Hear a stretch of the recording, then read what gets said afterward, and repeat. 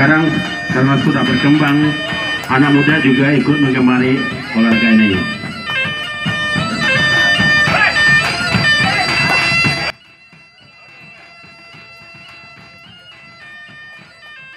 Orientasi utama dari permainan anak nagari adalah pembentukan karakter mulia, membangun keseimbangan otak kiri dan otak kanan, serta sangat kaya akan ajaran-ajaran, makna, dan filsafat.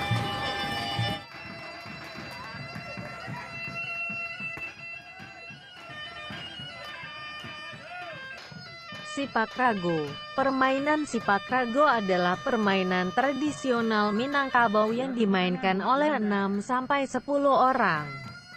Permainan ini dilakukan oleh para remaja atau anak nagari pada sore hari untuk perintang-rintang waktu sebelum masuknya sholat maghrib.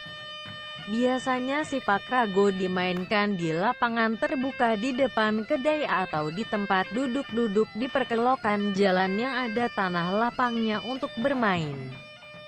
Bola ini dimainkan dengan cara disepak dengan teknik-teknik tertentu dari kaki ke kaki. Semakin lama bola di udara dan tidak jatuh ke tanah, maka dapat dikatakan bagus pula lah permainan tersebut. Bola rago ini awalnya terbuat dari anyaman daun kelapa dan kemudian berkembang menjadi kulit rotan yang sudah tua dengan ukuran bulat sebesar 2 kepalan telapak tangan. Bola rago ini ada 2 buah. Satu bola berukuran lebih besar dan di dalamnya ada bola rago yang kecil.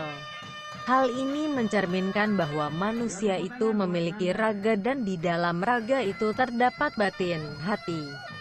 Makna lain yang terkandung dalam bola rago yang 2 lapis yaitu dalam menjalani kehidupan ini kita sebaiknya memahami ilmu syariat dan juga ilmu hakikat.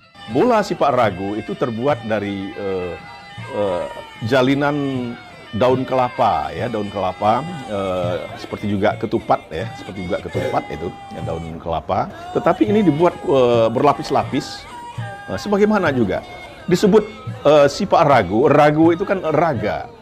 Jadi ini raga manusia, manusia yang masih hidup gitu kan. Jadi ini adalah kalau kita lihat bahwa penamaan ini adalah bagaimana memberikan sebuah pelajaran tentang arti kehidupan yang sebenarnya kepada masyarakat. Tidak hanya kepada pihak yang bermain, tetapi juga kepada masyarakat yang menonton. Bola rago saat ini dapat dibeli di warung-warung di daerah Kuranji, Koto Tangah, dan Nanggalo. Bola rago ini dijual dengan harga Rp15.000–Rp20.000 per buahnya. Ketahanan bola ini bisa mencapai lebih kurang 1–2 minggu dengan catatan tidak terendam oleh air. Di dalam permainan sipak rago ini yang diutamakan adalah kekompakan dan adanya sikap saling menghormati antara sesama pemain di dalam satu tim tersebut. Hal ini dapat dilihat dari cara meloncatkan bola rago ke teman yang berlawanan arah di depan kita dengan cara membungkukkan badan. Penghormatan kepada semua pemain juga terlihat dari cara pemberian bola atau umpan dari kaki ke kaki sesuai dengan kemampuan dan keahlian masing-masing pemain. Jika permainan ini sifatnya tidak perlombaan, biasanya siapa yang sering menjatuhkan bola akan disuruh keluar dan digantikan dengan pemain yang lain.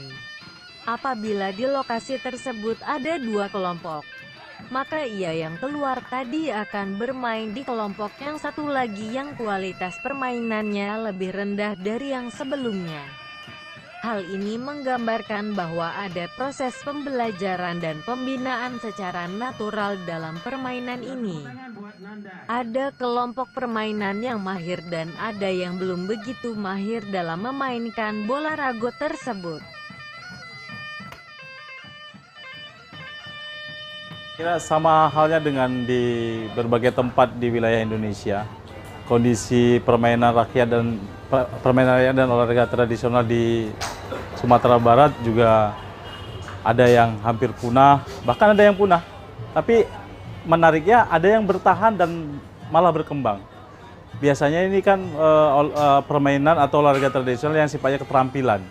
Sepak rago itu kan keterampilan, yang dengan keterampilan itu orang memainkannya dengan gembira, suka, dan ada pengakuan bahwasanya si Anu itu hebat sekali sepak ragonya gitu.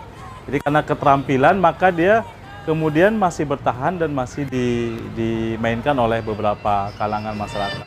Permainan ini sekarang masih dapat dijumpai di daerah pinggiran kota Padang seperti Kuranji, Pauh, dan Nanggalo, Koto Tangah, dan daerah-daerah lain di Sumatera Barat. Akan tetapi di wilayah perkotaan sudah mulai ditinggalkan oleh masyarakat.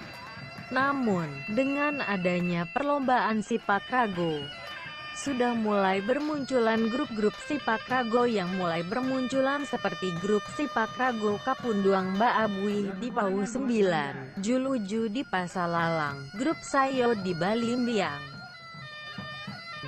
Jika dicermati dan direnungkan, dalam permainan sipak rago ini sebenarnya banyak sekali mengandung nilai-nilai yang bermanfaat dalam kehidupan.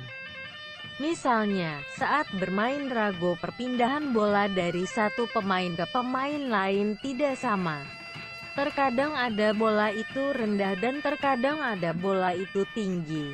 Ada bola yang datangnya lambat, ada yang cepat, dan seterusnya. Namun pemain yang cekatan akan selalu bisa menanti dan memainkan bola itu dengan sentuhan terbaik sehingga bola yang tadinya keras bisa lunak lajunya dan bisa diambil oleh pemain lain sehingga irama bola itu menjadi stabil kembali di udara. Begitu juga halnya dalam perjalanan hidup manusia, tak ubahnya seperti perjalanan bola rago tersebut. Perjalanan hidup manusia sangat kompleks dan tidak sama antara satu orang dengan yang lain.